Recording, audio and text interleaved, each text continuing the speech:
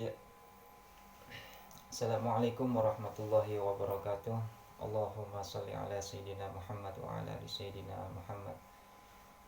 Ya, perkenalkan, ya, nama saya Abdul Rauf, biasa dipanggil Bang Rauf ya. Ya, salam silaturahmi, salam persaudaraan, salam santun. Ya, kali ini saya membuat video ini untuk cara membuat pantun. Cara membuat pantun. Bagaimana cara membuat pantun?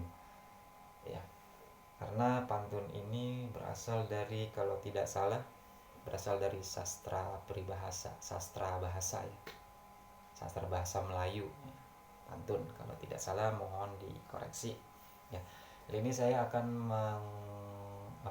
memberikan, mengajarkan cara, bukan mengajarkan sih, tapi kita belajar belajar belajar bersama untuk berpantun gitu ya, belajar bersama untuk membuat pantun. Tidak ada maksud saya untuk menggurui, tidak, tapi bagaimanapun kita sama-sama belajar ya.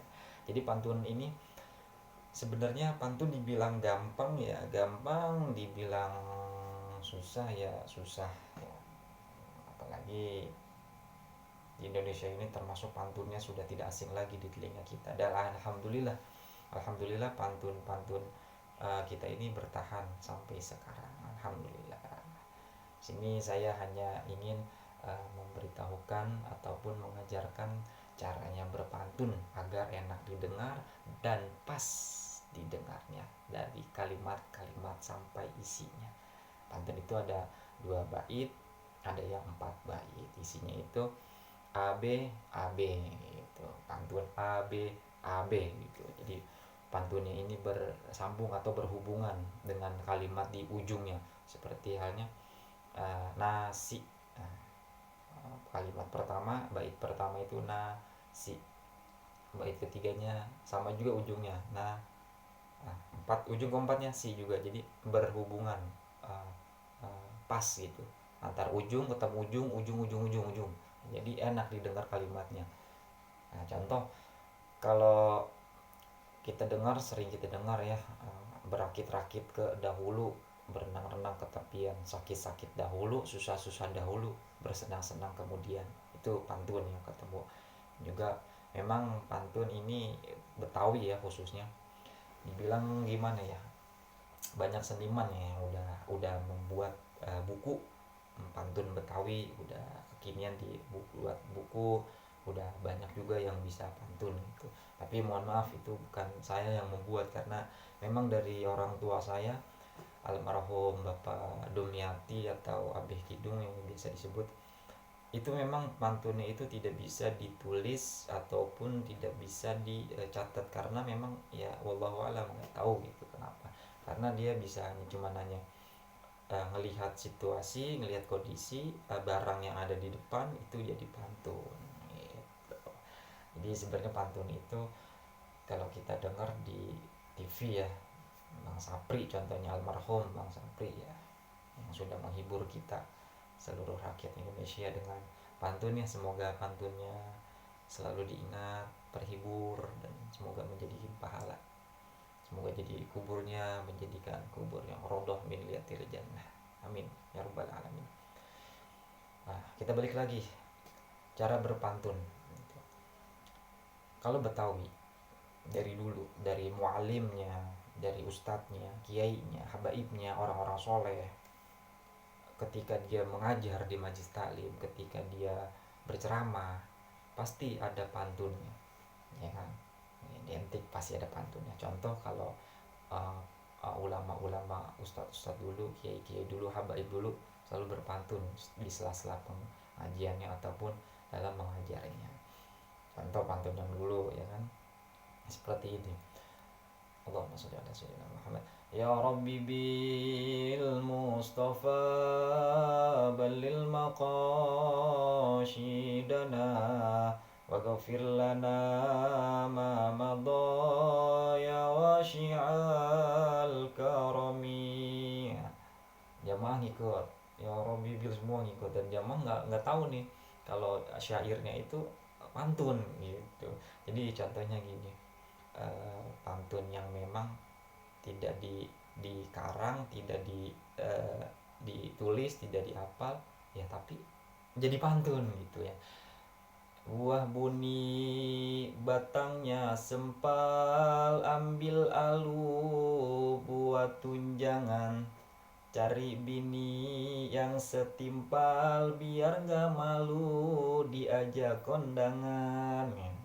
Jadi terdengarnya uh, enak gitu ya, pantunnya gitu. Jadi ya memang orang-orang Betawi-Tawi dulu tuh memang kalau lagi berbicara, ngobrol, tegur sapa, itu selalu pasti bahasa pantun. Seperti contoh ya, Assalamualaikum, Waalaikumsalam warahmatullahi wabarakatuh. Sampang simping gitu. Temu dalam selampe, siapa tuh di samping, tamu baru nyampe gitu.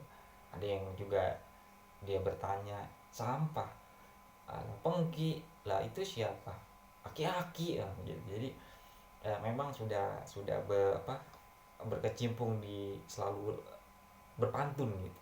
Seperti contohnya lagi kalau lu kapan nandur, bibitnya masih pada muda, lu ngapa pacaran mundur, ya duitnya belum ada gitu. Jadi pantun itu regenerasi lah jatuhnya, kemari-kemari sudah dibukukan bagus, sudah banyak yang gunakan, alhamdulillah. Jadi di sini saya hanya sedikit berbagi cara membuat pantun itu dari ujung kata ya. Nah si, nah, pertanyaan baris pertama nasi, ujung ini nasi si, nah nah si, nasi. Nah di baris ketiga itu juga ada nah sama si, jadi harus sama, antar ujung dan ujung ini harus sama menjadikan pantun gitu. Jangan di depannya, di belakangnya nah, ini si, di sini nu atau lu, nggak nyambung. Di ujungnya ini baris kedua ini nah si, ujungnya nih ya nah si. Nah di baris ketiganya si juga nah juga, sama di belakangnya tuh si juga, jadi nyambung, berkaitan gitu, antar ujung ketemu ujung, jadi enak didengarnya gitu. Jadi contoh gini, kelonang-keloneng celengan semar, es bon-bon gagangnya paku, bulan depan neng abang lamar, kalau kebun udah pada laku. Nah, jadi berkaitan gitu, antara ujung per kalimat itu sama, menjadikan sebuah pantun gitu.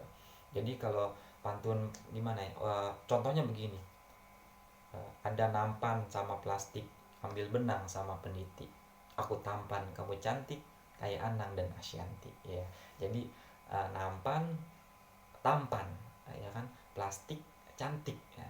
Nampan, tampan, plastik, cantik ya. Benang, Anang, peniti, Asyanti ya. Jadi ujung ke ujung itu ketemu gitu, ketemu dan ketemu, jadi enak didengarnya gitu. Jadi kalau misalkan mau berbuat pantun, banyak sih ya yang bisa berpantun, tapi isinya bagus. Kadang pembawaan ini yang harus juga kita apa kita bisa gitu, dengan emosionalnya pantun gitu, pantun tersebut gitu. Jadi itu nanti itu kebelakangan. Jadi gimana caranya berbuat pantun ya, caranya itu tadi, antara ujung kalimat ketemu dengan ujung kalimat yang sama gitu. Jadi kalau kalau pantun dulu kan seperti itu ya, yang pantun syair-syair dulu kan, kalau di lagu-laguin gitu kan, baju ijo jahitan mesin, layang-layang dari kota, enggak jodoh jangan ditangisin, sayang-sayang air mata, itu kalau dilaguin. Tapi kalau berpantun, baju ijo jahitan mesin, layang-layang dari kota, enggak jodoh jangan ditangisin, sayang-sayang itu air mata ya. Jadi tergantung pembawaannya gitu.